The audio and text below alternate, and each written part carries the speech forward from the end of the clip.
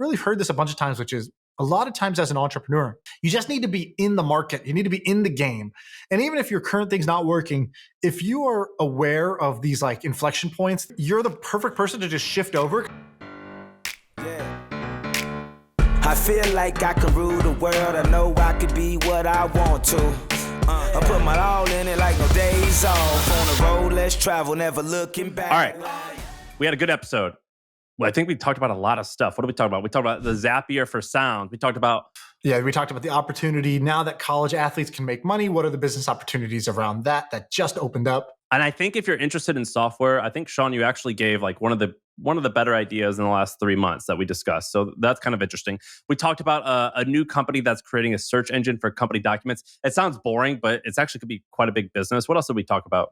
The last thing is we talked about this business model idea of basically go take the R&D that the big companies do and that they make custom software for themselves, like the Starbucks mobile app or the Domino's pizza ordering app, and then make that available to all the mom and pop. So we did a bunch of examples of that and where the opportunities might be. All right, listen up. Let us know how you liked it. My Twitter is the Sam Parr, and then Shaan's is Shaan VP. All right, what's going on? Yo. I'm in New York. I had a hell of a week, but I'm here. Tell the story. So I leave. So I'm driving. So I got this like nice car, and I love driving it. I'm living in New York for a few months. I wanted to do that long drive because it's fun for me in my car. I'm all ready. I got my dog, everything. I get 15 hours into the drive. I get out of my hotel room, and I have 2 spare keys on the same ring because you can't leave one of these fancy keys in the car. Otherwise, the car won't shut. Right. So when I go to the hotel, I put them on one ring, and then when I get in the car, I separate them. I'm on the phone with my mom first thing in the morning, just saying what's up. Put my keys, both of them, on the roof for a second. Get in the car, start the car, drive off. 60 minutes later, I stop for gas, and I go, shoot, the car's telling me that I can't start it because the keys aren't here. What the heck? Right. Where are the keys? Turns out I left them on the roof, 60 miles back. Drove off, and I go back to find them over many hours of searching for them. Someone ran over both the key fobs. So you actually found the destroyed key. I found the destroyed parts, and I had a locked bike. My like nice bike was locked to the roof, along with my Thule like rack was locked in there. I find those keys, thankfully. Otherwise, I was gonna have to call the welder to like weld my bike off and like pop this lock open. And I find those keys, but my fobs, my $800, I think they're $800 or $1,000. They're expensive. Completely smashed to bits. I call Mercedes. They tow my car. This is on a Thursday. They go, we are not going to get a new key in until Thursday. So I was like, fuck. You're supposed to be in New York. You're stuck in Tennessee. I'm stuck in Texas to New York. You get stuck in Tennessee. Your car keys get smashed. Your car's just sitting at a gas station, and you can't get a new car key for a week. And I'm with my dog, too, who's like an 80-pound pit bull. And I'm like, dude, what do I do? And he's like, well, we could just store it here. So I'm like, all right, well, I'm not going to stay in Tennessee for like 8 days. I tried to get a private flight. I tried to fly because you can't fly with a dog. Eventually, I like waited in line for hours to get a So from rental. my point of view, I get a text message in our group chat that's like, how much does a private jet cost? It's like, what? Yeah, like, and I need to get to New York. I'm stuck here. I can't get on a normal flight because I have an 80-pound pit bull with me. I don't want to leave my car, but I guess I have to. And how am I going to come back and get my car? Very confusing situation. It was a very confusing situation. Now, let me tell you a few things that I learned. And this is related to this podcast. So I've flown private once or twice. I've never paid for it. It was just like a rich guy who I went along. Sugar baby. Yes. What I learned was, so we have a friend in this group. We don't have to say his name. I don't know. We could or could not. But anyway, he went to Europe, and he goes, I got a hotel that was $3,000 a night for $350. And I was like, what? How? And he sent us a screenshot of the email, and he emailed the general manager of a hotel, and he goes, hey, I work at this company. I'm going to be there. He said he worked at this company because it's a huge company just for clout, but it doesn't really mean anything. I'm going to be there with my fiance. My budget's $400 a night. Do you have anything available? I would love it to stay in this room or this room. Right. And he searches for all the 5-star hotels in that area, and he just sends the same thing to all the general managers. Yes. And then every once in a while, they give him a hotel. So he's staying in a $3,000 night hotel for $350. And that got me thinking. So I Googled Nashville private airport and I was like, look, I want a private flight either like right now or first thing in the morning. My budget is I'm willing to spend $7,000. Do you have any airlines or do you have any pilots that want some like quick work?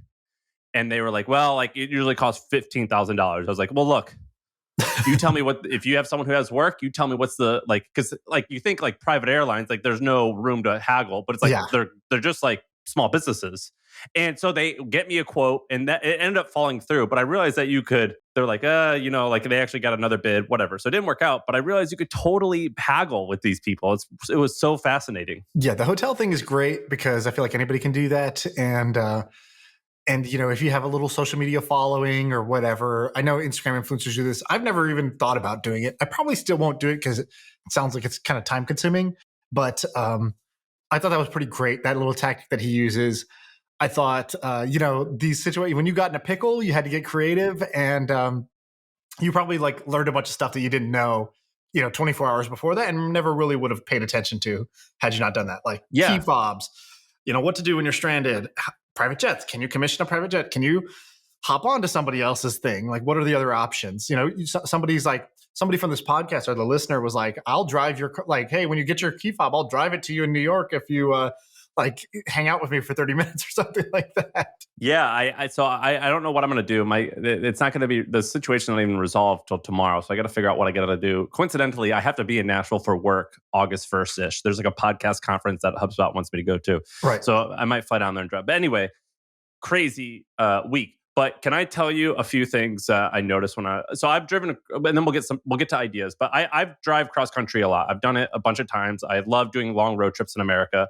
And it's always fun to get out of our little Silicon Valley or New York or whatever, like fancy tech guy bubble. And a few things that like I noticed. The first, dude, the average American eats so poorly. And what makes you say that?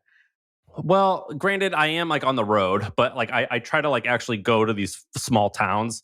But man, like just seeing what I'll just like go to a gas station or I'll go to McDonald's or I'll go to like a restaurant and I'll because I eat in the parking lot with my dog and I'll just like sit at and just look at what people order and like the lines are packed for Rallies or Sonic. Man, this whole healthy eating thing that I think is popular amongst like affluent people, I don't think it's popular amongst all types of people. And that is crazy to me because they're just killing themselves. You didn't see a lot of keto and intermittent fasting on this road trip, is what I'm hearing. No, man, just processed foods. And I'm not like the healthiest. I mean, I splurge. I like Diet Coke and I'll eat McDonald's. But oh my gosh. When you're driving, you're going to see, it's like pit stops. It's like here, you stop here for gasoline, you stop here for sugar, you stop here for caffeine. And then you just repeat that loop. Gasoline, sugar, caffeine. Gasoline, sugar, caffeine. I'm shocked at just how there are very few healthy options. It's amazing. I just like when I would go to like a fast food place, I'm like, look, dude, just give me a grilled chicken breast and like vegetables. That's all I need. By the way, we had talked about vending machines before, and then you're talking about this healthy eating thing. I got pitched this company. I don't think I'm going to invest, but it's called Daily Blends. And what it is basically it's a vending machine. It's a healthy eating vending machine, but instead of snacks, it's basically just a meal in a jar. And you push a button, and it basically gives you a jar, and the jar has like a ready-made meal inside. All you got to do is kind of like put the dressing on top, mix it up, and then you're ready to go. And the thing I think is smart is they're basically doing big corporate partnerships. So they're getting into like every hospital. So like every hospital needs to be, should a hospital really have a vending machine that's just like Twix, candy bars and like, Red Bulls, or should it actually have like healthy options? And so whether it's like big companies, big hospitals, this sort of thing, I can kind of squint my eyes and see, like, obviously it depends on the food and how that works, but they're able to charge way more than a typical vending machine because people are getting like a healthy meal out of it. And they basically have like a central kitchen. They make all the jars and they go stock all their vending machines in that city. And I think this is kind of a cool idea. I'm not going to invest, but it reminds me a little bit about that water company, the like office water company that's done really, really well. I don't know if you remember the name. It's like a $1 billion company. I forget. It starts with a B. Yeah. It's something. Bevy. Bevy's the name of it. Yeah. So Bevy is like one of these genius things where it's like, hey, does your office want like fancier water fountain? Good. Use a Bevy. And they just get planted in every company. And then it's just like a recurring charge. And the from guy there. who, Quinn, the guy who came on to talk about vending machines, he said that the thing is that these healthy options, like the honey pot, is at WeWork, where you have like an $8 sandwich. But he's like, basically, like most of America just wants a Monster. Yeah. But I think that's fair. But I think the one smart thing they're doing is there's like, if you just take hospitals and airports and things like that, like they're in sort of incented to have like another option and a kind of a better option, even just from optics point of view. And so I think you could do pretty well just by getting prime placements through that. But anyways, that's a random tangent off of what you said about healthy eating on a road trip. And then the last thing that I'll mention is I am so bullish on America over the next 2 years, dude. Every rent-a-car place that I've gone to sold out. Like, it's so hard to rent a car. Right. I had a friend, maybe it was your friend, someone, I don't know if you're part of this, said that they had a hitchhike in Hawaii because they couldn't get a rental car. They had to just like hope someone would pick them up. So rental cars are crazy. I like to stay at motels. Sometimes I'll stay at I'll range from a $30 a night place to a $200 a night place, just like whatever I'm in the mood for. Everything's sold out. The roads are packed. Every convenience store is packed. I'm so bullish on America. And I went and talked to some of my staff and some of my friends who are just like average Americans. They have saved a significant amount of money over the last 2 years. And they're all like, I want to go buy something. I need to spend. Yeah. What was it after like the World War, whatever, the Roaring 20s? It seems like we might have the Roaring 2020s here, where people are ready to travel. They're ready to just go kind of max out all their experiences after being sheltered in place for, a year plus sometimes, and potentially saving money. Have you? So I went out and talked to people who I know earn between $50,000 to $150,000 a year, and I was like, "How much money have you saved?" And they're like, "More than I've ever saved in years." And I was like, "What are you going to do?" And they're like, "I'm ready to. I want to buy a Rolex, or I want to buy." They want to spend. Right. So my traveling lately, when we went to Miami and everything, and we saw it just consistently. I try to buy a accessories for my trip, like a new rack for my car. Everything is out, and I'm so bullish on America over the next 2 years. So that's just an interesting insight from traveling. You want to talk about ideas? Yeah, let's do it. All right. So I think the big one is this NCAA thing. We had touched on this briefly, but basically the law changed that allowed college students to make money off their name and likeness. So previously, you're a college athlete. Sorry, I should have said athletes. Previously, you're an NCAA athlete. If you make money, you lose your amateur status. You can't play your sport anymore, and you can have your scholarship sort of revoked, even potentially if you've run afoul of those laws. So that changed, and all of a sudden, overnight, a bunch of opportunities opened up. Right. So this thing that was just bottled up because of regulations and rules, all of a sudden the cork got taken out of the bottle, and you get to see what was going to happen. And so I don't know if you've paid attention to this, but I think we should do a mini brainstorm on just what we see that's interesting or what you saw people doing. Yeah. So can you explain the rule? Because I think that there's some stuff around it. Can you not make the money yet? Is it you can't access the funds? Is there anything weird like that? I don't know about that. I think they definitely started getting signing contracts and getting paid. I don't know what the nuances of the fine print of the law is. I didn't look into that. So I had this suite mate in college. So if you Google Pure Sweat, have you heard of Pure Sweat basketball? Pure Sweat. So this guy named Drew Hanlon, he's from my hometown. Oh, yeah. Drew Hanlon. Yeah, he's the trainer on Instagram that you always see with every NBA player. Yeah, so that I've known him since I was a kid, and he was my suite mate in college. So I knew him in high school, and then we went to college together. And I was a track and field athlete. He was a basketball player in college, and he was my suite mate. So I got to know him quite well. And he'd be working on this thing called Pure Sweat. It started out just as a binder of paper binder full of workouts that he would sell for $50 to kids in the neighborhood. And then eventually he made a website and an app, and I don't know how successful it is, but he was always working at night on this thing. He didn't drink or he didn't party, and he was always working on Pure Sweat. And he eventually, after college, started training, what's that guy, like the Greek Freak or whatever, and then Giannis, like yeah. Brandon So Beal, Bradley like Beal, because he's from St. Louis, Jason David Lee. Tatum, Zach LaVine, Joel Yeah, so he Embiid. like trains all these guys, and I've always I wasn't close enough to ask him, but I was like, I wonder how much that pays. But anyway, he has this app that's like $100 a year, and in college, I was a Division I college athlete. I wasn't like even remotely a big deal, but they make you sit through these seminars on how you are allowed and are not allowed to use your image or your name. And he was in that office all the time because he wanted to make sure he was following the rules because he had this business, Pure Sweat. So he couldn't say like I think he was allowed to say like, this is Drew Hanlon from Belmont University or whatever. But anyway, this guy crushes it. I bet you he makes $5 to $10 million a year off his little business. And I have a feeling. And by the way, do you know that like these like summer camps for basketball programs, that's the moneymaker? Yeah, I have friends that run these. That's the moneymaker. And these guys, my friends, they get paid by the hour, I think, but I think they were getting paid like $50 to $100 an hour, like something crazy. And the program makes so much money from these camps. So what I think is an easy opportunity is you're going to see loads of little Pure Sweats, which is like a really simple app that just has basketball workouts that you pay $100 or $200 a month or a year for. I have to imagine you're going to see loads of that. That's just such an easy, low-hanging fruit. My best friend, Trevor, he was a kid from Wyoming, sort of like a 5'9" on a good day, white kid who, when I got to Duke, I had found out, the roommate I got randomly matched with, he's trying to walk onto the basketball team. So I'm expecting this like 6'8" black dude to show up. And instead, this 5'9" white guy shows up from Wyoming. And I'm like, no, my roommate is trying out for the basketball team. I don't know who you are, but he's like, no, that's me. And, this guy was kind of like a Drew Hanlon type of guy, super hard worker, amazing shooter, like whatever you would expect. So he was like the best high school basketball player in Wyoming, comes to Duke and tries to walk on. Ended up, long story short, didn't end up making the team. He was like the last guy cut.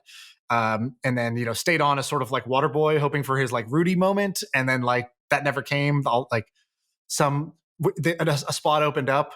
And then they took some other guy because his dad is like super rich and is a booster of the school. And they put him on the team instead. And he was like, oh, fuck this.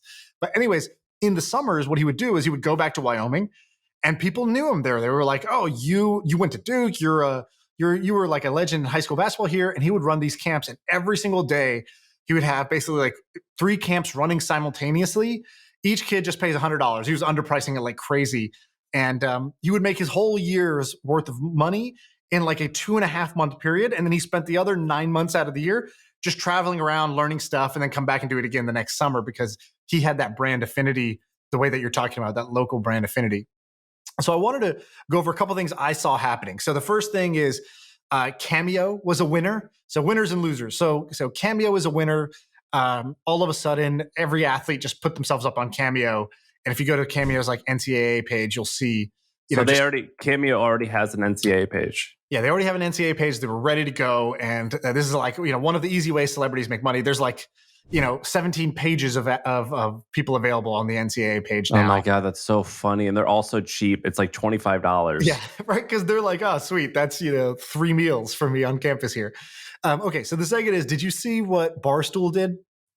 Yeah, so Barstool sponsored an athlete for gambling, right? So Dave Portnoy, I don't know the exact story, but I was just sort of following this on social media.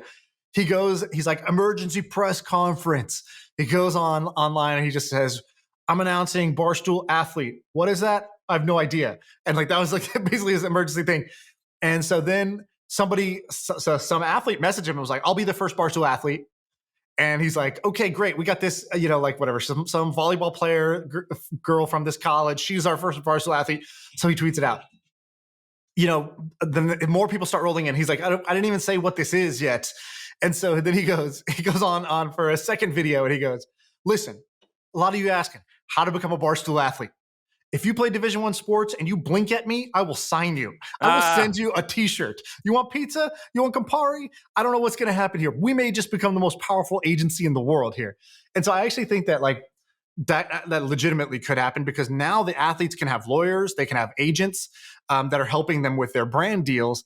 And Barstool is just they're ready to take advantage of this. They have that brand that's super loved amongst college athletes. And so I think they're going to do really well out of this. So I would say they're another winner. That's that that we talked about the 4 levels of luck. That's level 4 luck, where your reputation is such that luck finds you. And so that's what's going to happen. The best athletes are going to want to work with Barstool just because of their reputation.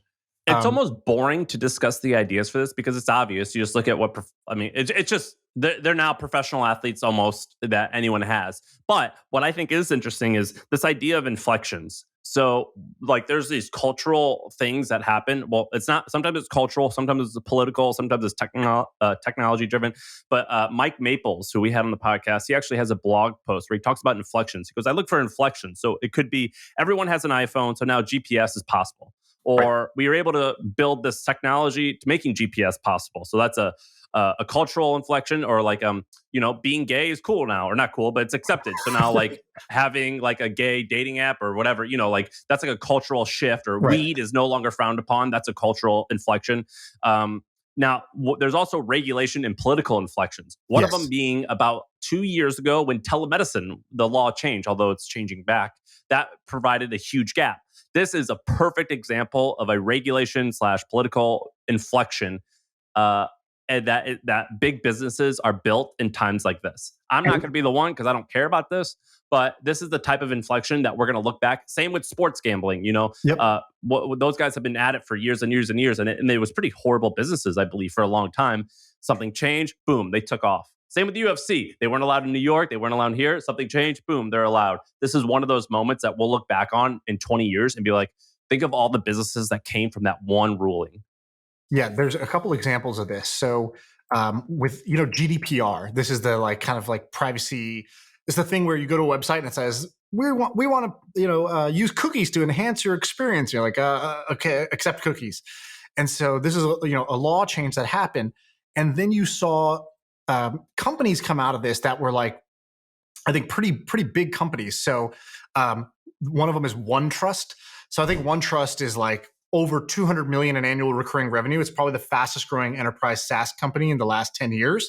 And it's GDPR compliance as a service. Hey, big company, you are not the way you set things up is not compliant with the new laws. You can get smashed for not being compliant here.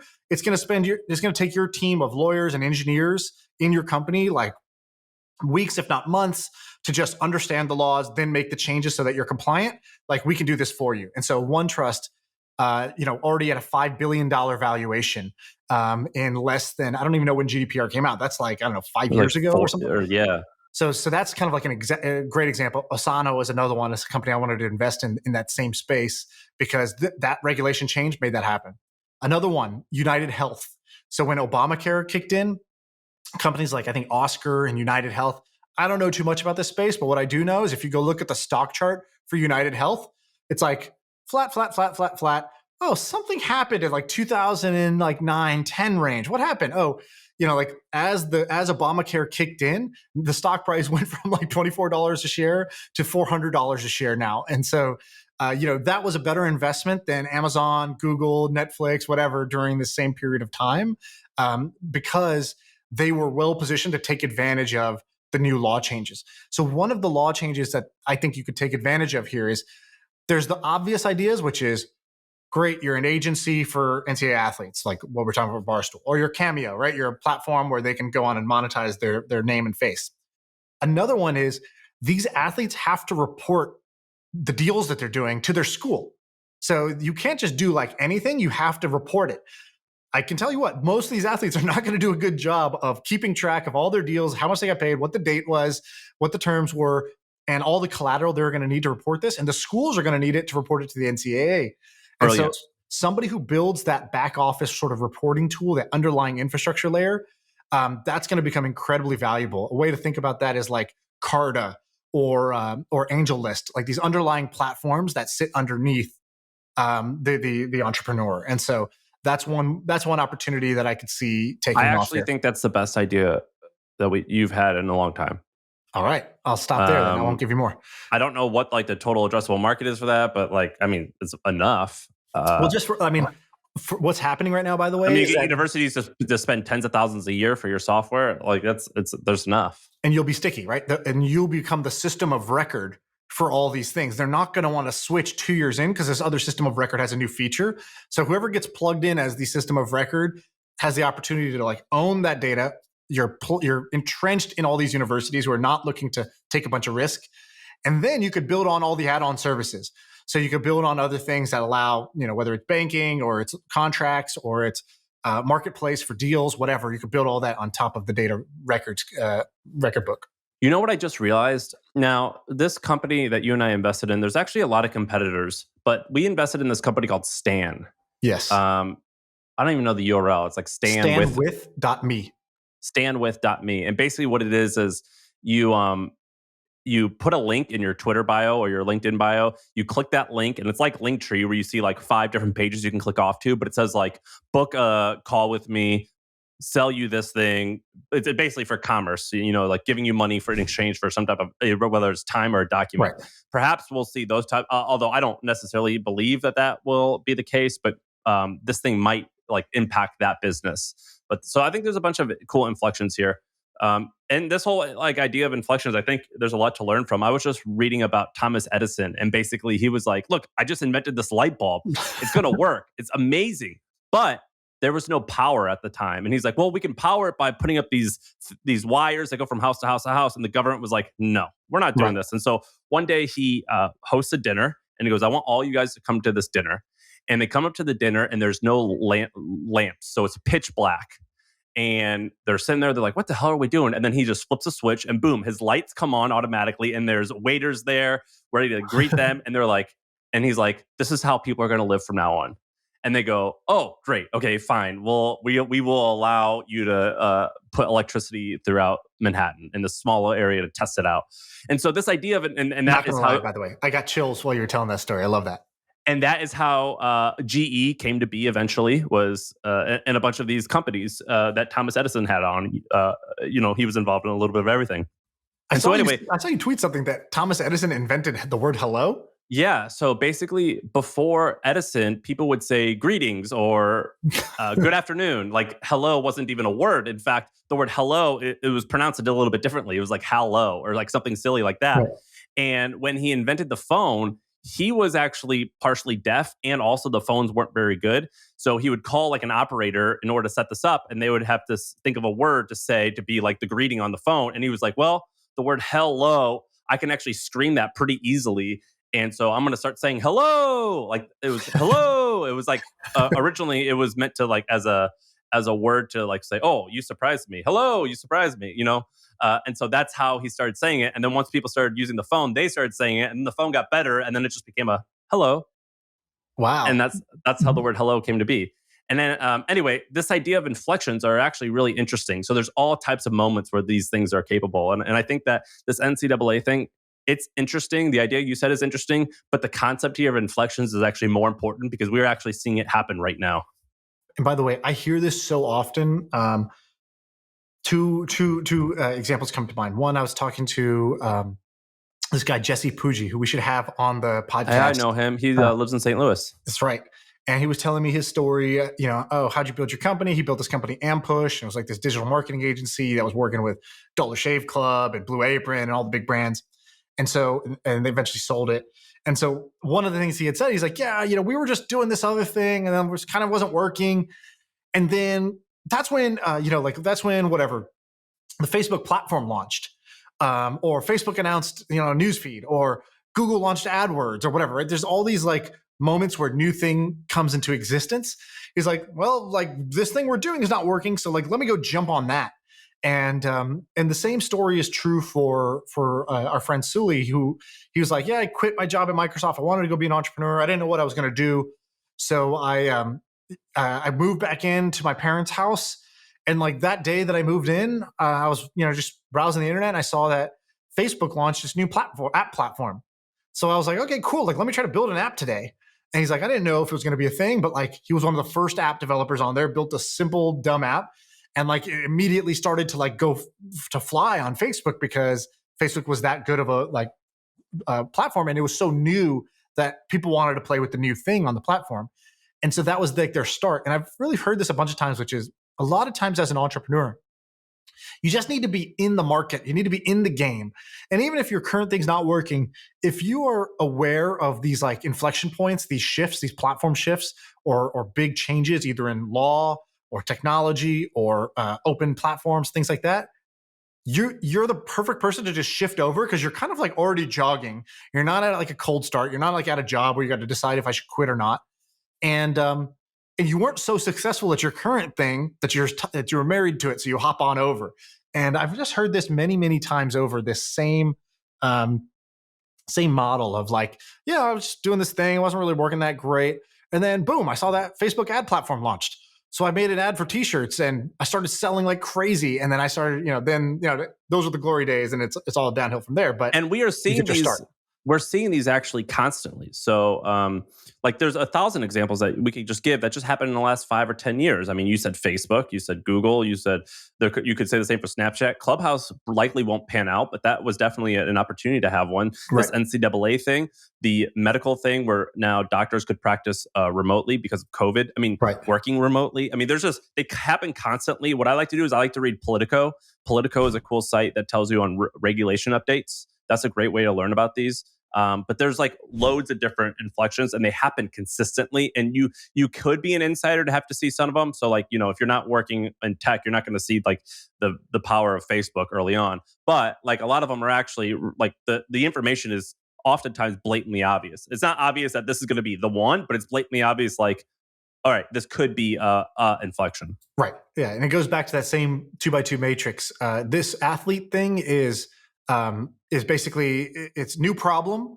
Like all of a sudden, a whole bunch of people have a new problem. These athletes have to keep track of their records. They want to make money. They can now do this, and there's going to be you can take some old solution and repurpose it for this new opportunity, this new problem that exists in the world. And so, all right, let's move on. Let's do another one. Do you have one, or you want me to do one? So I just found this company, and I actually heard of it for a while. I'll tell you 2 interesting companies that I discovered.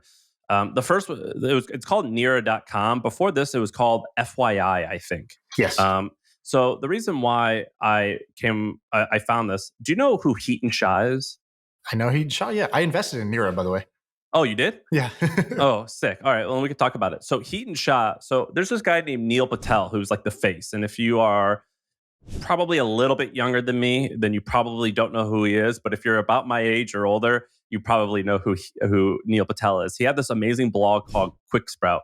And this was like, if you wanted to learn anything about search or Google, his blog somehow, I don't know how he managed this, covered pretty much everything. And he built a huge blog for SEO, and it became a huge business. And he launched loads of different software products on top of it. Well, Heaton Shah was his right-hand man and probably the operator behind and the brains behind this. He just launched this new business a while ago. And I looked at my old messages. I had DM'd him 2 years ago when he first launched it, but I didn't have any money at the time. And I was like, dude, this is amazing. And so he changed the name to Nira. And it's really simple. What it is basically, if you are a company like HubSpot, so you have 30 or 3,000 employees, or The Hustle when we had just 10 employees, even when you have 10 employees, my current Gmail has 100 gigs full. Yeah. So let's say you do times 10, that's 1,000 gigs. That's like a terabyte, I believe, of data. That's like hundreds of thousands of documents and images and whatever. It's really hard to find all of those images, but also it's hard to know who has access to all these things. So for example, you have this document called salaries, and you must have like accidentally said like share to everyone who has access to this folder. You don't fucking see that. Or if someone quits, they still have access to this document called passwords, like stupid stuff. Yep. Well, Heaton built this software that I didn't even realize this was a problem. I mean, I have had this problem, but I'm like, oh, this is actually a great thing that you could sell. It was like a blind spot. You're just like, oh, this is just the way the world is. It's just like a problem you live with until somebody says, by the way, you could stop that, right? And you're like, oh, shit. And so he's been working on it, but so anyway, it's the product is interesting, but that's not even what I care about. It's basically just a search engine for an entire company's documents.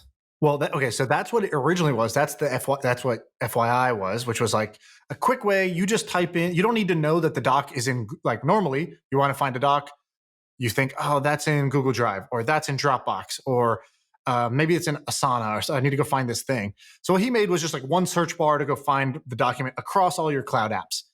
And I think, after a bunch of trial and error and customer development, he found out that that's not the problem worth solving. The problem worth solving is that second part you talked about, which is the security. If you go to Nero.com, it just says protect your company documents from unauthorized access, which is exactly what it says. And that's the problem you were talking about, right? Like, I just brought somebody on board. and they were showing me, like a spreadsheet from a previous company that they worked at. And I was like, you still have access to this? And he's like, yeah, I don't know. Like, I'm not doing anything bad with it, but like, Yeah, it's so fucked up. you shouldn't have that. That's like their KPIs.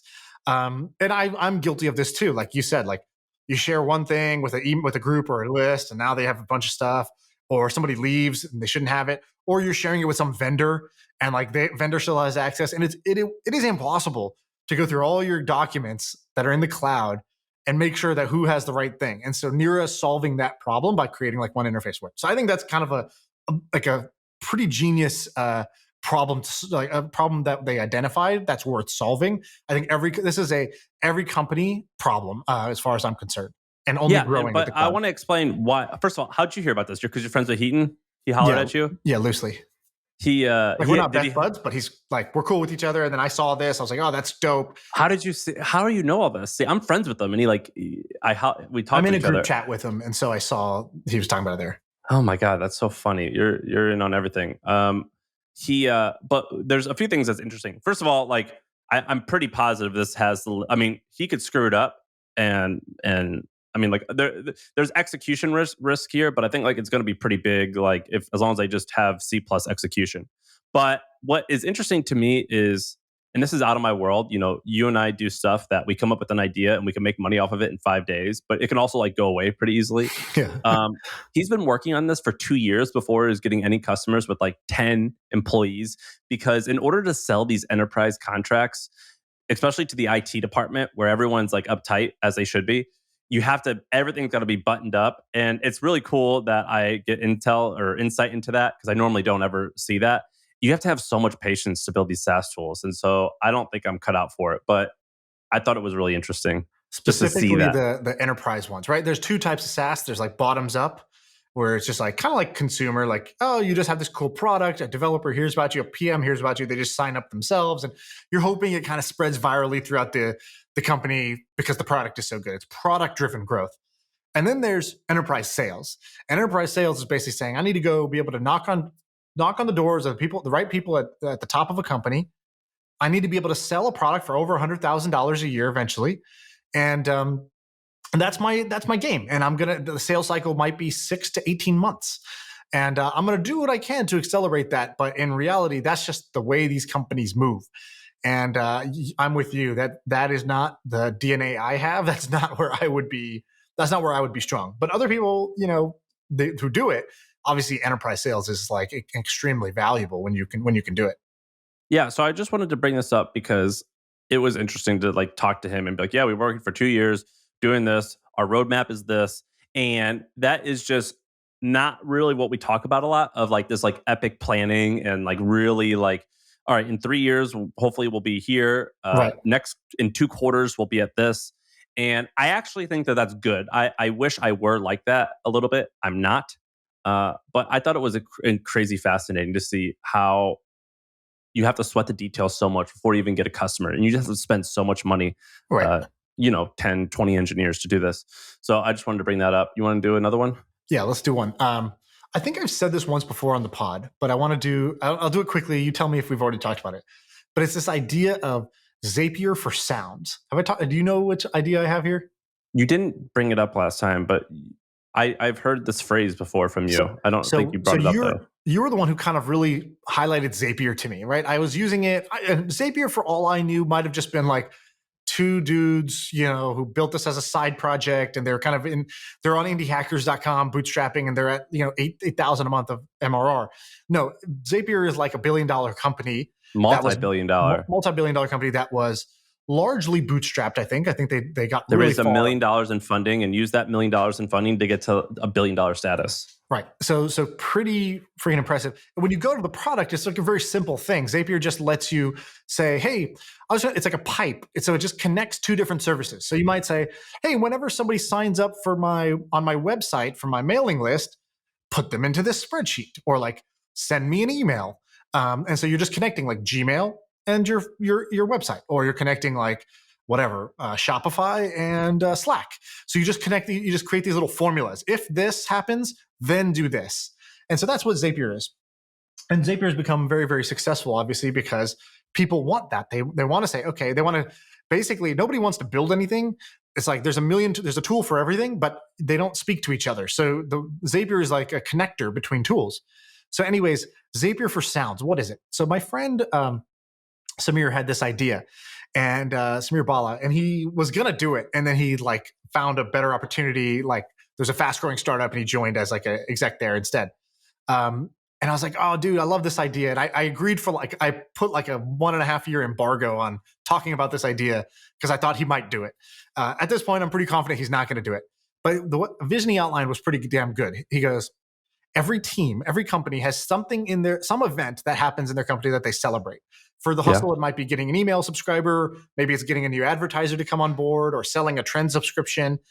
And wouldn't it be great if there was just a sound, right? The old kind of like, and in most offices, there's like a gong. I bet you guys had a gong, or your sales office. Yeah, you have a gong. You have a gong. You go, you make a sale, you stand up, you walk to the gong, you grab the thing and you hit it, and everybody knows, boom, the good thing has happened. And in our office, we used to manually wire this up. We built a charity product, and every time somebody donated, it would go cha-ching on the like speakers in the office. And you would do that until it gets too annoying. And then you kind of turn it off. If it gets like too frequent. And so I really like this idea of basically taking any service you have. Maybe it's Stripe, maybe it's your email list, maybe it's your bank account, whatever. And anytime you just basically create these formulas. You say, if this good thing happens, play this sound. Play it on my phone as like essentially like a ringtone, or play it on my Sonos speakers or whatever in my office. And so the cool thing that you could do with this is, I think that's a pretty simple problem. And I think people will like that. They'll be able to hook it up. But it actually gets pretty sophisticated because what you can't do is you can't say like, hey, you know what? At the beginning, notify me about everything. And then as it gets more mature, what you really want is to say, hey, if we hit 100 subscribers today, play that sound. I want to know when we hit 100 for the day, right? Because everyone now, it's too annoying, it's too frequent. So let me set this better rule. So there's nothing that lets you set those rules. So I think there's a very simple company to build here. That's Zapier for sounds. That could be a SaaS company that, I think it could do a few $1 million a year, but maybe it's more like Zapier. Maybe this is a bigger problem than I would have otherwise expected and could get into the tens of millions or even $100 million of revenue, just celebrations as a service. What do you think? All right. What my reply is going to sound like a tangent, but it's not. So again, I'm on this Edison kick. I'm reading all about him. And in the biography, when he created the phonograph, so basically a record player, people are like, why are you wasting your time on this stupid toy? Like, this is not interesting. This is not going to help anyone. This is so dumb. This looks janky. And obviously it wasn't, right? It changed the world. And it was the first time that anyone had ever heard someone's voice before, besides, just talking. And a lot of really cool ideas that great people have, or ideas that turn out to be amazing, whether it's Airbnb or Uber, they sound like these stupid, dumb things. You're actually particularly good at finding things that are toys or silly on the surface and making the case for why this can actually be huge and big. And because you kind of default to optimism. What is your default to optimism on how this could be big? Because my default is, this is such a silly. I recognize that I default to that, but although I'm trying not to, my default is, this is just what that's such a small, silly thing. Tell me everything. I think it probably is a small, silly thing, but I like things that for sure can win at the small scale. And there's hey, who knows, path that you can go down, because I think most things that end up quite big, they typically will start with what looks like a kind of humble level of ambition, right? Facebook, it's a college network for Harvard. And then, maybe it's a social network for all colleges. And then it becomes now, they literally just are building this like internet pipe in Africa to basically bring internet to more people in Africa so more people can use Facebook, right? Like their ambition was progressively growing. There's interviews of Zuck early on when they're like, oh, are you going to expand to high schools? He's like, no, I don't know. I mean, like, does it have to? It could just be a cool college thing, right? That was Zuck then. And Zuck now is like, let me take over the universe. And so I think I like ideas like this that will start small. The thing that gives me hope that this might be bigger than you think, is every single company I know wants to celebrate their wins, and morale goes up when you celebrate your wins. And so if you can come up with simpler ways to celebrate progress, I think it'll make happier companies. And I think that managers will want that option, or want to be able to configure that option so that Yeah, everybody feels a sense of progress. Everybody feels a sense of a boost. As you know, like you used to say, every email, we're a pirate ship, and every email subscriber is a little bit of wind in our sails, right? So how do you make it actually feel like that versus just sitting in every day in the office and only focusing on all the problems and all the things that are broken? I actually think that there's a great lesson here. I didn't used to think about this way when I was a little bit younger, and now I'm changing. But I remember when I first started creating stuff, and I see a lot of people who are early in their career of creating stuff. They think like, the market's like too saturated. Like no one buys courses, or there's No already one like clicks ads. no one clicks ads. But what you actually just did was interesting. Is you looked at the macro, like the high level, like human beings do want this. So the way that you just described it, you go, everyone I know, all companies want to celebrate a win. Like we all know celebrating a win is first or is great. We also know that a lot of them celebrate a win with a sound. Therefore, it actually is plausible that this could be interesting.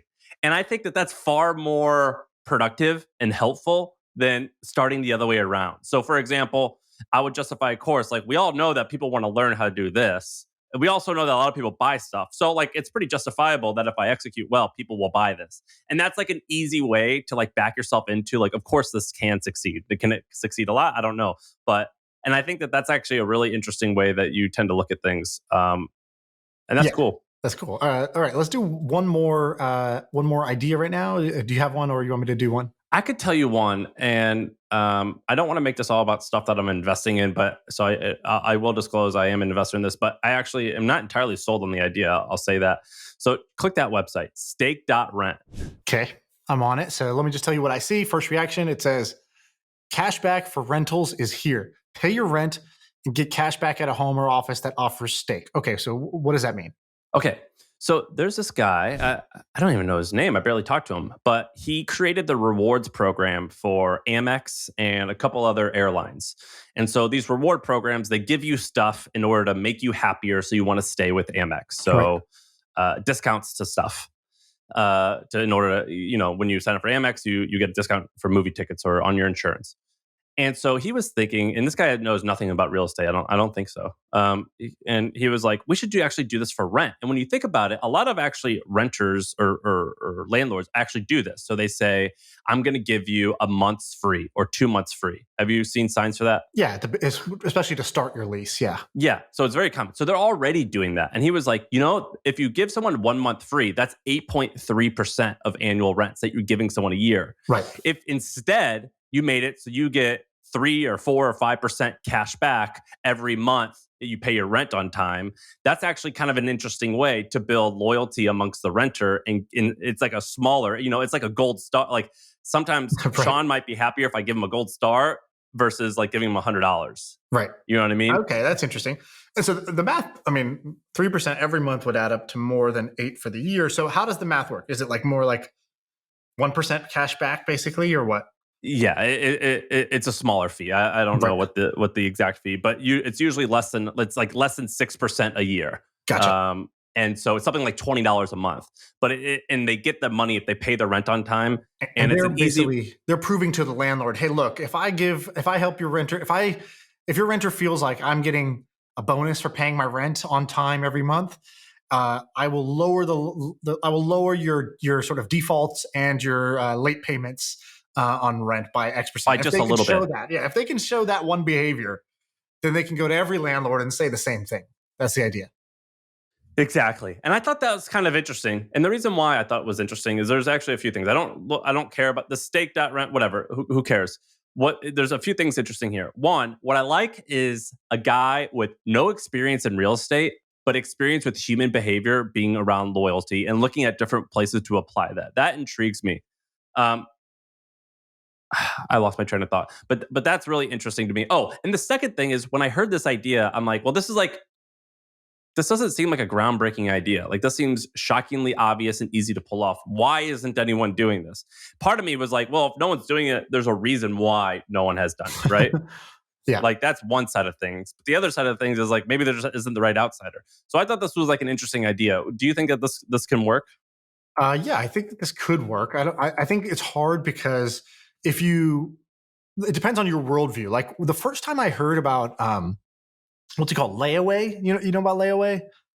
And this is Yeah, I where I'm mean, going to it sound. doesn't really exist much anymore, I'm going but to yeah. sound like privileged. I think it exists. I think it exists in a big way still. So I think at like, um, you know, I think it was more popular years and years and years ago. Like when my dad used to tell me all the time when he was a kid, he would do layaway. right. So basically, layaway. I didn't know about this, but basically, let's say you go to a Walmart and you go to Walmart, you want to buy something, you don't have the money to pay the whole thing. You basically say, I want to put this on layaway, and it's what I thought was going to happen is it's more like those buy now pay later type of things where it's You get to keep it. if you, yeah, like it's like a firm or something like that where you buy the thing and instead of paying the whole $100 up front, you make 4 payments of $25 and you pay it over time, but you get your thing from day one. With layaway, from what I understand, it's the exact opposite. Layaway, you just put the thing on hold there, and then you come back every month and start making your payments until you own the thing. So it's like kind of like it's like doing a chore in a way, right? It's like telling your parent, hey, if like I will work hard for 4 straight months in order to get this thing. And so this is apparently like a very big. I should have looked this up. I didn't know we were going to talk about it, but layaway is actually like a pretty huge part of like the economy, especially in like kind of like lower end retail, like Walmarts and stuff. And so I thought that was kind of interesting, and it got me thinking about like all these little like incentive structures around paying for things. So what you're talking about is incentive structure for rent. There's other incentives around rent. Like, I don't know if you've seen. Have you seen Rhino? It's like a rent service. Basically, you pay your rent and you build your credit by paying the Yes, rent on man. credit. I love those. I wanted to do one of it. So it's sayrhino.com. I wanted to use one of them because for years my credit was only okay because I didn't have credit. But I'm like, it's bullshit that your rent doesn't count as credit.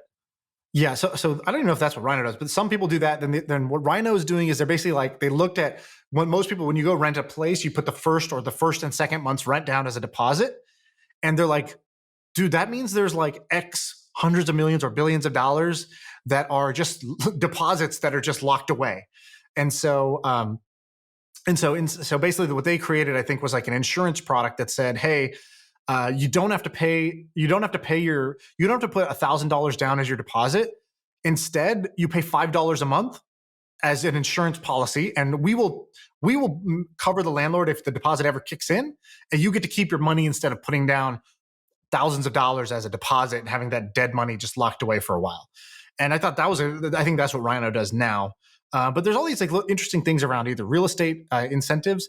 Another one I want to tell you about is smile.io. Have you ever seen this? Probably not.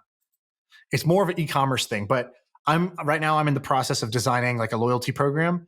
And so when you said this thing about the guy who did it for Amex, that's interesting because I was just researching Amex's loyalty, like the psychology of these programs. And All then right, well, let me read it. So smile.io, turn your hard-earned sales into repeat customers. Maximize your customer acquisition efforts and turn transactional sales into passionate brand advocates. I don't really know what that means, so I'll have to explain it. So do this instead. Go to this website and just look at the bottom left where it says give 10, get 10. Give 10%, get $10. Well, I see 3 for 40. At the bottom left. See there's a little pop-up that says give 10, get 10. So in this is two things. So this is powered by Smile.io. So basically what Smile.io is, they're going to e-commerce stores and they say, hey, you should have a loyalty program. You should have a referral program, just like Starbucks and Amex and these companies that spend millions of dollars and thousands of hours fine-tuning and designing this thing. We'll just make it like a Shopify app for you. And so what does the Shopify app do? So basically you go on and it's like, you want a referral program? Cool. Here's the thing that will be on your site. So any customer who comes in, they know that if I share this with a friend, I get a discount and they get a discount. So created a two-way reward system. The second thing is, if you scroll down, there's like a little like points program. In this case, it's called Bubbles. But the points program basically says, here's how you earn points. You follow us on Instagram. You like our stuff. For every dollar you spend in the store, you get 5 points. Tell us your birthday. Well, if you create a birthday, we'll give you 500 points. Write a review, you get 200 points. So they incentivize all these behaviors that leads to a stickier customer. And in doing so, they get points that they can redeem for free shit in the store, like store credit, basically. And so all of that like reward system magic, they just make available and easy for any e-commerce store, right? So then it sounds a bit like an infomercial, but I have no skin in the game here. think is a sick product. But I love the idea of basically taking like what the big brands do and what the big brands have spent millions of dollars developing for themselves, and then just turning that into an app that any little mom and pop can just plug into their store and have that same user experience. And so I've seen this as a trend, as a business, like kind of like model blueprint. I told you about that company I invested in, Joe Coffee. They did the same thing. They took the Starbucks mobile app, which was like super slick, made it easy to order on your phone. You earn stars for everything that you buy. And they basically give any mom and pop coffee shop a white labeled version of that same app called Joe Coffee. And so now you can have order ahead, you can have loyalty points, you can have push notification marketing. You have all the things that Starbucks put like probably tens of millions of dollars into building. They just made for, and they said, good, we're going to arm the rebels. We're going to give this to all of the indie coffee shops instead of just Starbucks having it because they can afford the R&D. This is sick. Yeah, this is sick. I'm looking at it now. Does this work? Have you implemented this? Like when I see these rewards programs or things like that, like when I go to a lot of e-com sites, there's like a wheel that you spin, and if you enter in your email, you get something. Like there's all these like tricks. And dude, we went from normal pretty looking thing that says, hey, give us your email for a discount code, to the wheel. It tripled conversion rate. Tripled. So have you implemented this Club Tub? I just started working on this last night to implement it, but I'm figuring out what are the perks, because you have to find the balance, right? If you give too much value away, it eats all your margins. And if you make it too shitty, then nobody's motivated to do anything. You wasted your time. You got to find the sweet spot where it's like compelling enough to them and it doesn't eat away your margins. And that's the sort of like, that's the art of this, of doing it. But I love that I can do this without knowing how to code. I think that's kind of like, a great business model, an idea. And so I would do that. If I wanted to think of other ideas like this, I would just go look at what do the top retailers, like I would go to Starbucks, I go to Lululemon, I would go to, whoever, Macy's, Nordstrom, and I would walk around, I would use their online shop, and I would walk around their store and I would say, what have they built that's custom and awesome for them? And then how can I make the white labeled version of that and offer it to every other retailer that's competing with them? There's this great thing I want to bring up. Basically, I don't know where I heard about it, but at Facebook, Chamath or someone early on discovered that there's like the magic number of 7.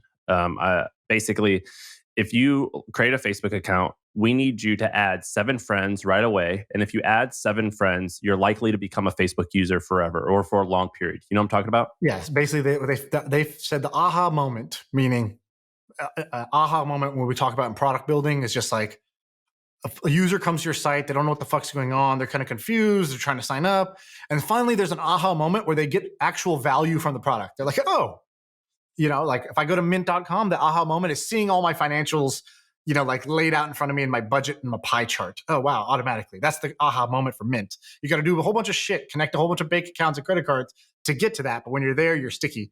For Facebook, what they found was 7 friends in 10 days was the aha moment. So once you saw 7 different friends on your feed, and if you could do that within 10 days, you were like super, super sticky.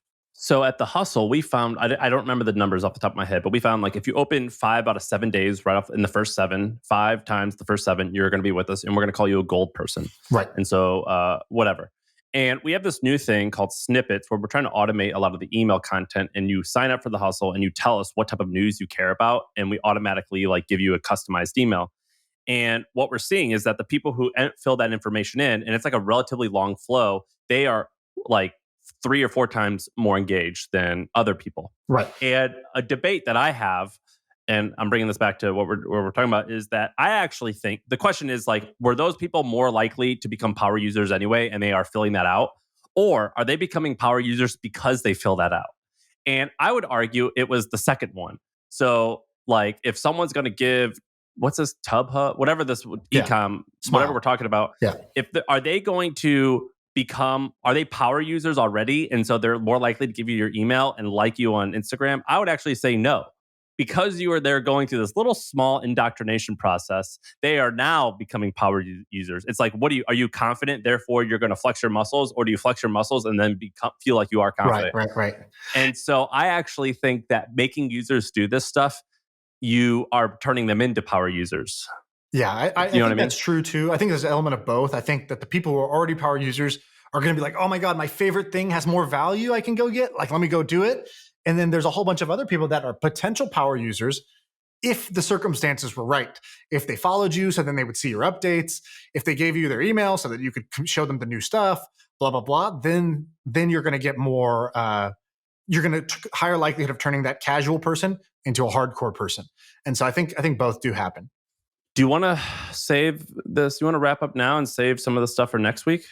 Yeah, actually, I just want to say two more examples of the same trend. So that same trend, if you go and look at the Hustle's emails, you guys have at the bottom like a survey thing. It's like, were you happy, medium, or sad from this email? Yeah. You have an ambassador program. And a lot of those were like things you got off the shelf and modified, or you just built homegrown.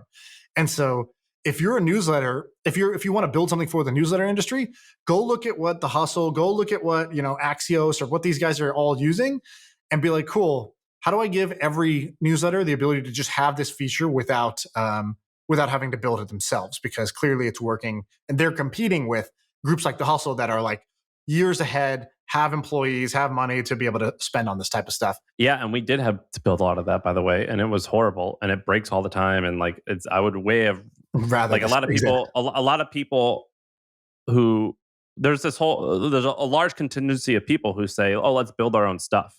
A lot of people who have been there, done that will say the exact opposite, which is never build anything if you don't have to, always use off the shelf, right? I fall into that category. Yep. And I wish a lot of this stuff had existed. I'd rather pay a software fee than an engineer. And you talked about this once. You were talking about paywall software. You're like, yeah, I'm in the media business, and like the best sites have really good, smart paywalls that convert.